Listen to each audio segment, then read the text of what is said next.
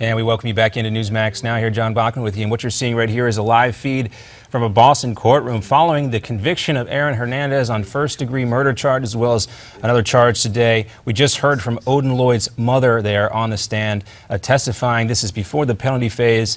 Aaron Hernandez, again, convicted of murder today. We'll see what kind of sentence comes out of that trial.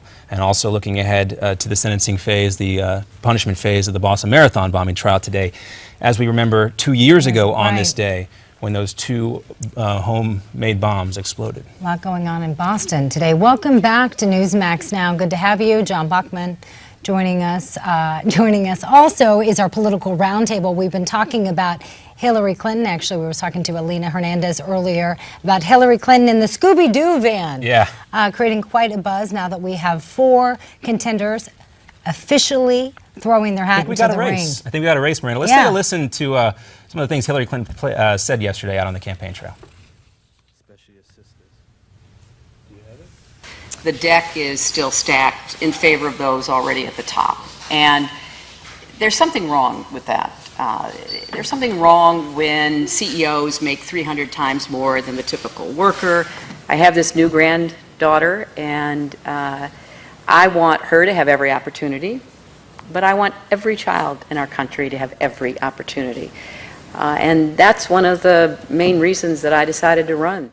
All right, what you didn't see there was the horde of reporters kept behind the velvet rope, so to speak. Let's go ahead and bring in our panel now. Daniel Harper, online editor for the Weekly Standard, and Betsy McCoy, a regular here at Newsmax TV and a health policy expert. All right, Dan, let's start with you. Dan's also the author of Clinton Inc., and let's talk about this. Dan Balls, the Washington Post, saying, why does Hillary Clinton want to be president? She started to give us some idea of that yesterday. Do you think she did a good job of answering that question, Daniel?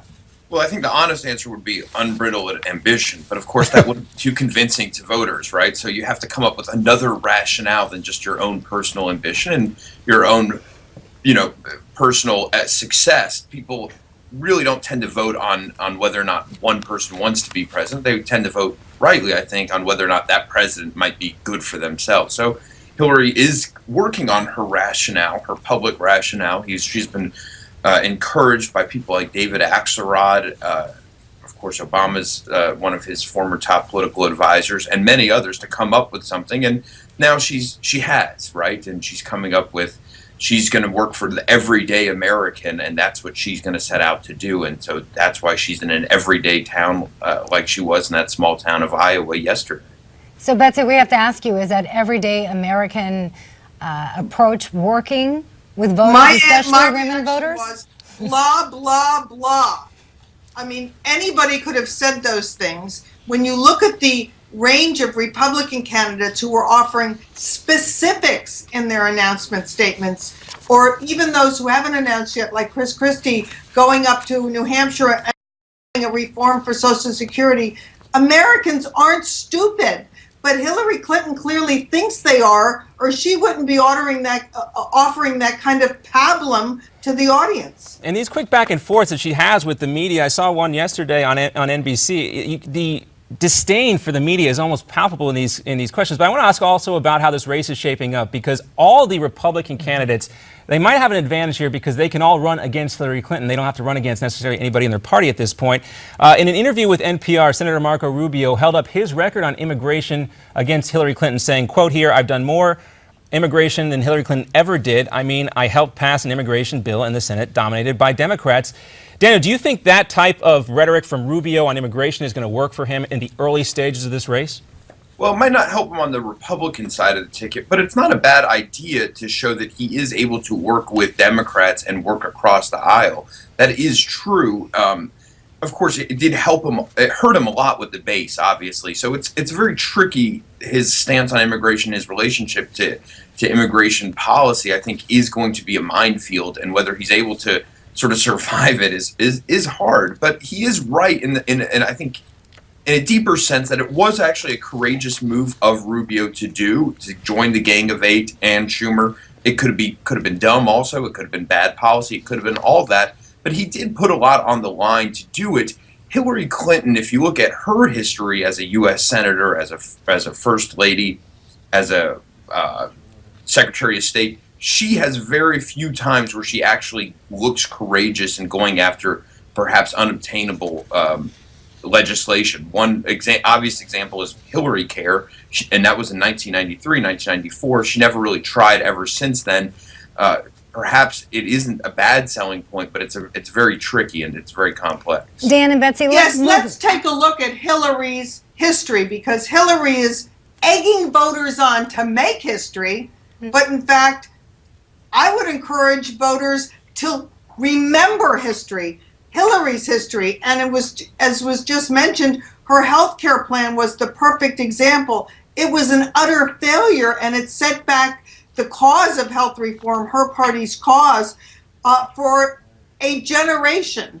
The fact is that Hillary has gotten everywhere she's gotten on her husband's coattails. She hasn't achieved anything in a policy way. All right, we do want to shift gears, guys, so there's something else we want to talk about, too, and that's what played out in Atlanta yesterday. 10 public school educators have now started their prison sentences for cheating on these standardized tests. 2 former teachers accepted plea deals.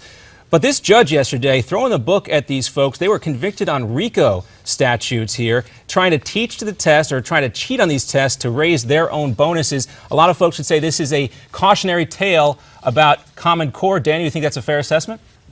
Well, yeah, I mean, it is sort of a problem with Common Core and with incentivizing teaching. There is a lot of benefit to incentivizing teaching, but there's also obvious downside. The problem, of course, with any criminal is that we shouldn't necessarily take criminals and dictate our legislative policy or our education policy in this way just because there are some bad actors. So I do think it relates to it. I don't know if it should be a cautionary tale or not, because there are bad actors in all facets of life, and they shouldn't necessarily dictate the way. Well, Betsy, I want to get your take too, real quickly here. But let's before you comment, Betsy, let's listen to this judge too, because it was certainly it's worth a second look. Say a look.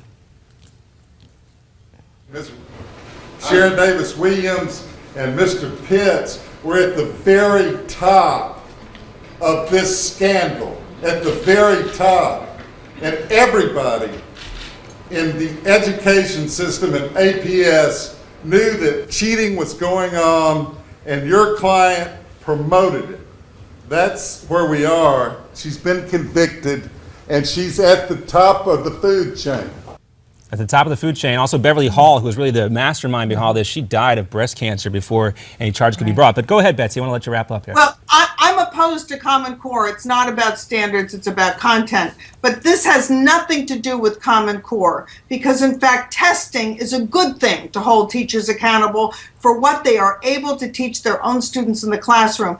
But this is a morally repulsive corruption of the educational process, and parents should be furious that teachers and school administrators would do this. It is robbing those parents of something so important to them, their ability to judge whether their own children are getting an education. It is outrageous. And I think we can all agree it was great to see that judge tackle that in this sentencing phase, saying what a lot of us were thinking and what these teachers maybe perhaps getting what they deserve. You didn't shy away at all. No, that was good to see. Daniel Halper, author of Clinton Inc., also Betsy McCoy, a regular here at Newsmax TV. Great to see both of you guys. We'll have you back very soon.